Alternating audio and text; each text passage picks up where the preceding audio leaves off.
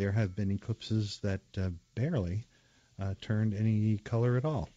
So there's all sorts of gradations of possibilities, but instead we're looking at a normal-looking eclipse.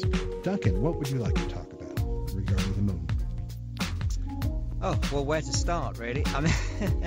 I mean, the great thing about the moon, well, I always think the great thing about the moon is it's always there. You know, it's always like, it's almost comforting to sort of watch its phases and see it wax and wane. And I've always been intrigued by that.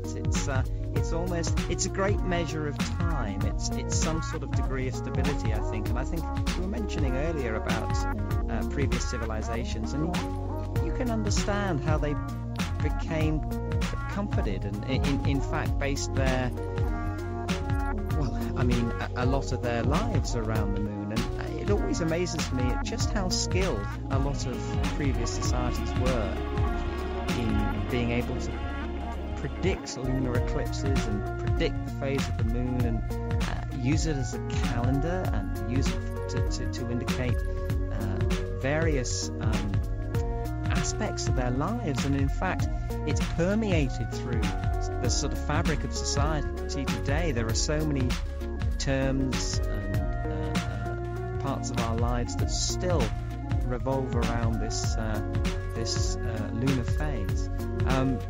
But I guess for me, I really got to know the moon when we were working within the shadow of the moon, and we got to meet those people who I always sort of think it's one of the most elite clubs in the world, if not the most elite club, which is the surviving astronauts who walked on its surface. That's right.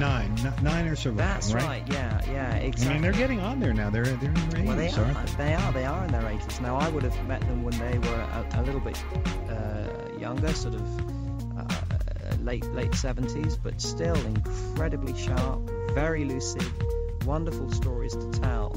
And interesting, too, as you brought out, how the moon has changed each of them, how being on the moon has in very different ways. Yes, that was really interesting, because I think, thinking about it, and each one, they're a very eclectic group of people, obviously a very, very intelligent bunch of people, and they have a commonality with regards to their training.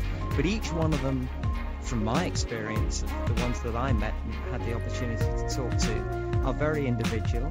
And Alan, you mentioned Alan Bean, who flew on Apollo 12, is an artist and a painter. Charlie has a deep faith, and that's Charlie Duke, right? That's Charlie Duke, who flew on Apollo 16.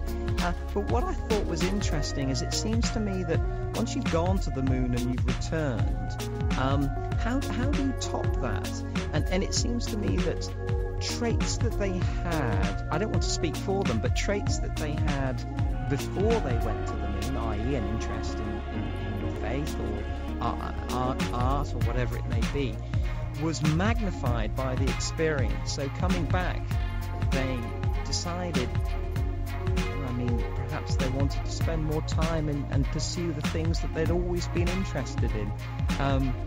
But a very interesting bunch of people with, if you think about it, a really amazing experience. I mean, it's a bit shameful, but I always used to look at their feet, and I used to think, those fists of the moon that are going to be there for millions of years, because there's very little erosion on the moon, there's no wind, there's no water.